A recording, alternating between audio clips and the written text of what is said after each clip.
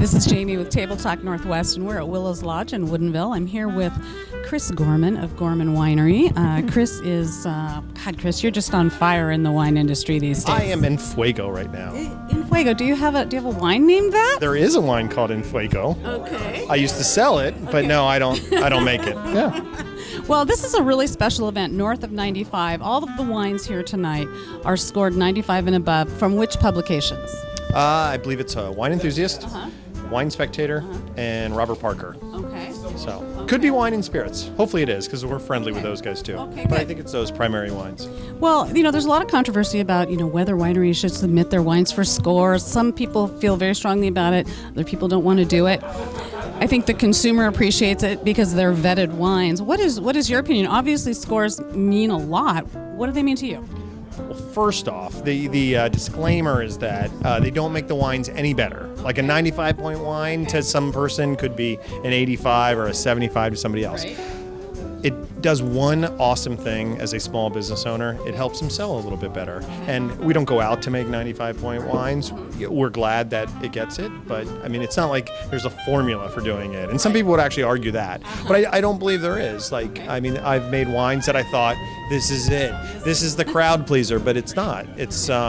It's just one man, one woman's opinion of the wine, and it really, it certainly helps the sales of it. But ultimately, if you don't like it, don't buy it. The inverse of that, if you like it, please buy lots of it. Okay, so what is your philosophy at Gorman when it comes to making wine? What do you really think about? I mean, you were in wine sales for a long time before you went into the winemaking aspect of it, which is probably super helpful, I'm assuming. Yeah, it's been helpful. There's a few of us actually. Mark Ryan started like that.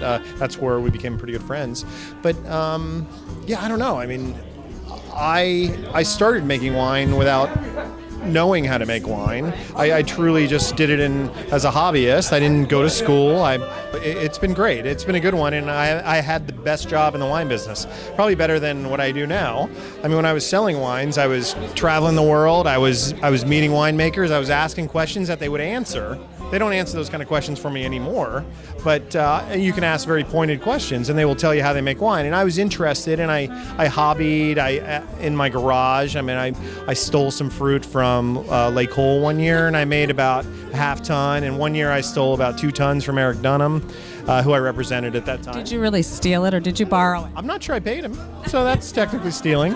But I made a little bit in the garage. My final year, I made 5 barrels in all French oak, Pepperbridge Vineyard, and it was delicious. So I went commercial with it. But I think what a lot that I learned is it's not just the wine in the bottle. Like, you focus on the wine, and if you make bad wine, it's really hard to sell. So make the best wine you can, source from every great vineyard you can, use the best oak you can, use the best techniques you can, but don't give up on your packaging. Don't give up on a little mystique. Be a little bit creative, like you would in the kitchen. Very similar, you treat it like a restaurant or a chef would. It's not just how it tastes, but it's got to look good, and you've got to market it well to the right person, because you want people that are like-minded tasting your wines. And I appreciate when people like my wines, of course, but I think I draw some of those people in too. So. Yeah. Absolutely. Now, I know this is new, your Chardonnay. So this is a really neat project, and it's kind of a pet project for you. So tell us a little bit about that. Yeah, it's been a very important project to me personally, because I love Chardonnay. I've been a big fan of Chardonnay, all Chardonnays, whether they be Chablis or Napa Valley, which sometimes gets a bad rap for being too overblown and delicious, but I don't find delicious as an issue. I like delicious. Again, back to the whole cooking analogy. I mean, you like flavor, and Chardonnay sometimes has a lot of flavor, and I'm not a big believer in the ABC movement of anything but Chardonnay. I think we have delicious Chardonnay. We have old vines, and the wine we have tonight is Ashen.